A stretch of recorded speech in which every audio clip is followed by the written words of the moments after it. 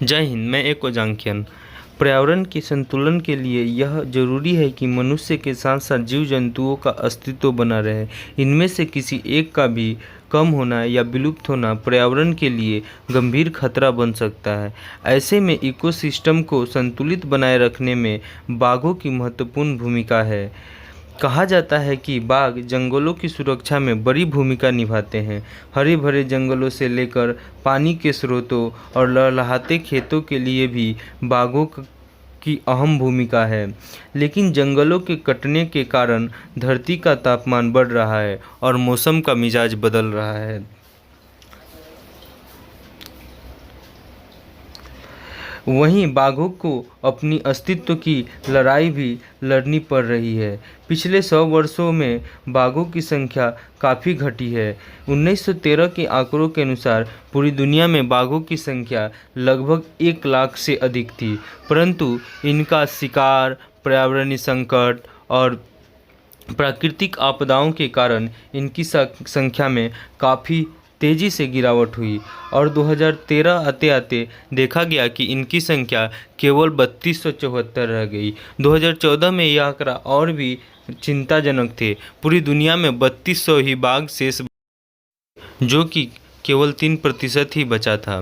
हालांकि पिछले कई वर्षों में भारत में बाघों की संख्या में काफ़ी बढ़ोतरी हुई है और आज लगभग पूरी दुनिया का 80% बाघ केवल भारत में ही निवास कर रहे हैं। बाघों को संरक्षण के लिए हर वर्ष 29 जुलाई को अंतर्राष्ट्रीय बाघ दिवस मनाया जाता है। साल 2010 में रूस के सेंट पीटर्सबर्ग के टाइगर शिखर सम्मेलन में दुनिया भर के नेताओं ने 2022 तक बाघों की संख्या दोगुनी करने का लक्ष्य रखा था। यह जानकर काफ़ी खुशी हुई कि भारत ने इस लक्ष्य को 2018 में ही पूरा कर लिया, अपने निर्धारित समय से 4 वर्ष पूर्व। भारत में बाघों की स्थिति पर एक नज़र डालते हैं।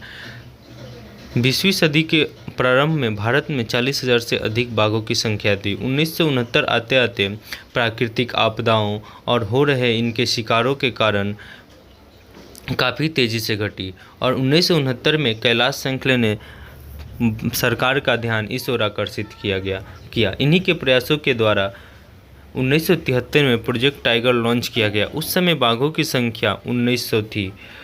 इस प्रोजेक्ट के तहत 9 प्रोजेक्ट को लॉन्च किया गया और एक टास्क फोर्स की गठन की गई। यह फोर्स बाघों के आवास, खान पान और हो रहे शिकारों पर नियंत्रण करने के लिए बनाया गया था, परंतु यह सरकार के यह कदम पूर्ण रूप से सफल न हुआ। इसी कारण 2006 के सर्वे के अनुसार में देखा गया कि बाघों की संख्या और घटी और उस 2006 में 1411 बाघ ही शेष रहे। यह संख्या 2010 में 1706 हो गए। इसके पश्चात भारत सरकार ने कई कदम उठाए, जिसमें NTCA का गठन किया गया, जो राज्य स्तर पर संचालन किया गया।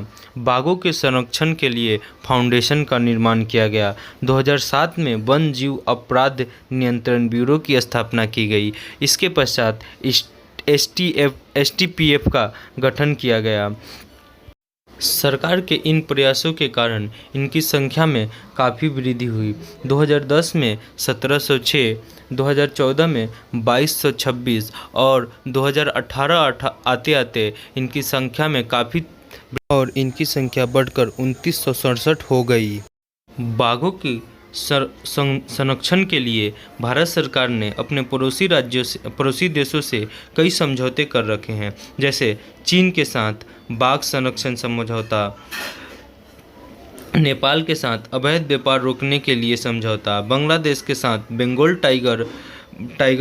टाइगर के तस्करी को रोकने के लिए समझौता, टाइगर और तेंदुआ के संरक्षण के लिए रूस के साथ उपदल भी बनाया गया है।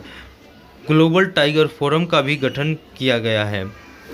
बाघ भारत के अलावा और भी 12 देशों में पाया जाता है, जिसमें Bangladesh, Bhutan, Nepal, China, Russia, Cambodia, Indonesia, Laos, Malaysia, Myanmar, Thailand और वियतनाम शामिल है। बाघ भारत के साथ साथ बांग्लादेश और मलेशिया का भी राष्ट्र पशु है।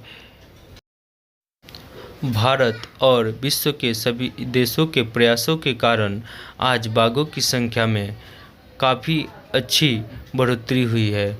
अगर यह प्रयास इसी तरह कालांतर चलते रहें तो यह वह दिन दूर नहीं कि फिर से जंगलों में बाघों की दहाड़ सुनने को मिल जाएगी। यह पृथ्वी हमारी नहीं बल्कि इन जीव जंतुओं की भी है जो इस पे निवास करते हैं। इसलिए हमें अपनी सुरक्षा के साथ साथ इन जीव जंतुओं का भी ध्यान रखना उतना ही महत्वपूर्ण है। जय हिंद, जय भारत।